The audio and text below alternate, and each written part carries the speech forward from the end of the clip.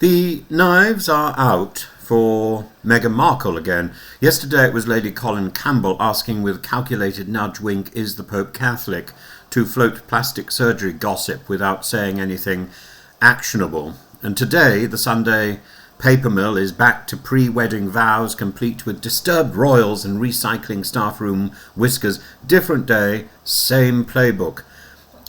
Day one thrives on insinuation. A coy question about a new nose is legally safer than a claim. UK defamation requires serious harm to reputation, a threshold that encourages publishers and creators to step inside the line while stoking outrage. Day two supplies an angle for news sites. A rumour of shouting before the 2018 wedding attributed to previous books or anonymous aides dressed up as a fresh concern for William and Catherine. What utter trash! Much of this simply rehashes long-aired material about the bridesmaids' dress dispute, with which credible coverage has already located in 2018 and framed as mutual stress around ill-fitting dresses. UK outlets operate under the Ipso Editor's Code. It demands care over accuracy, but it doesn't force pre-publication contact with the subject in every case. Clever phrasing, sources say, appears, fans notice, helps clear the bar while still harvesting clicks. Headlines can heave while the copy hedges. Why this story keeps running? Well, first of all, the litigation-proof innuendo.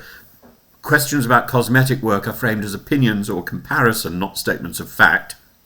The YouTube and social posts become royal expert says, then ricochet through tabloids and Lady C's fatuous pontification. The old disputes, the new rappers, the pre-wedding tension has been told and retold for years. The latest disturbed line leans on earlier accounts, not new evidence. And the asymmetry of the proofs, the palace's private PR review into bullying complaints was never published, leaving a vacuum that rumour happily fills.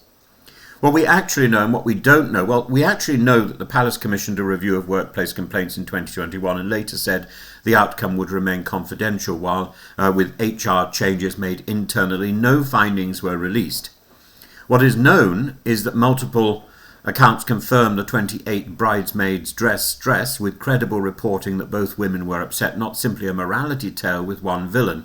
What is not known is any verified on-the-record evidence that Meghan recently had cosmetic surgery. That's pure speculation, currently propagated by commentators and social media content rather than primary medical or photographic confirmation. And a lot of it is about tittle-tattle over whether or not the Duchess was in or out of focus while peddling her wines. Speculating about somebody's body is not journalism. It's a parlour game that normalises body policing. It also exploits the code's gaps. An outlet can avoid a direct claim, embed a viral clip, monetise insinuation, and the law's serious harm test rightly protects speech, but the editorial test should be higher.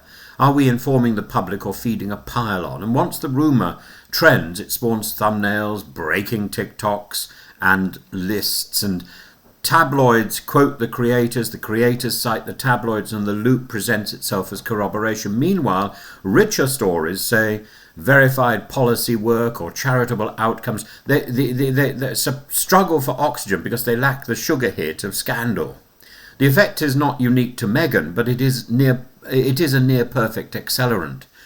There should be a more practical standard for fair coverage.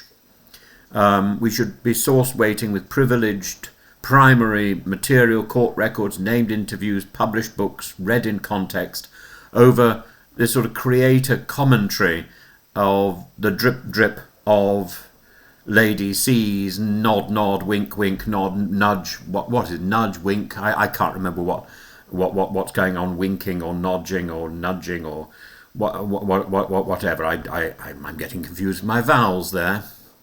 Language dispute, if it's conjecture, say so plainly. Lose the fans think crutch, for goodness sake, Lady C. And if you revive a 6-year-old row, stamp it with dates. What changed, what didn't. But and allow a right of reply. It's not always required, it's often wise, it improves fairness and reduces later corrections. There is nothing new, I think, in Lady C and these other gossips from the Daily Express or Sunday Express or whatever the rag now calls itself. It changes with the day of the week, doesn't it? If none is obvious, you're reading recycling. You might as well be reading yesterday's Lou paper. Named authors citing named sources beat insiders every time. Lady C very rarely quotes insiders because she doesn't have any inside information. She's as locked out as indeed Sarah Ferguson and Prince Andrew will be.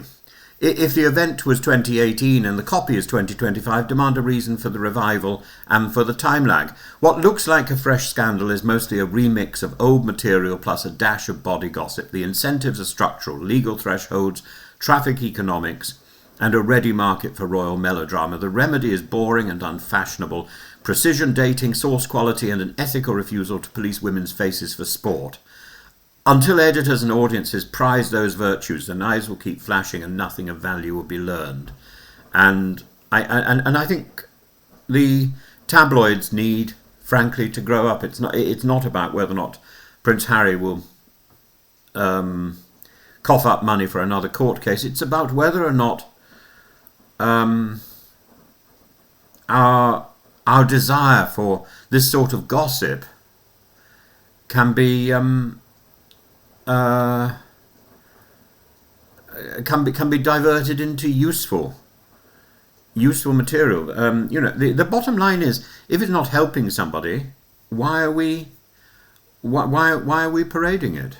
Now, I think that the timing here, and the reason I'm even talking about this is the timing seems to me to be very suspicious.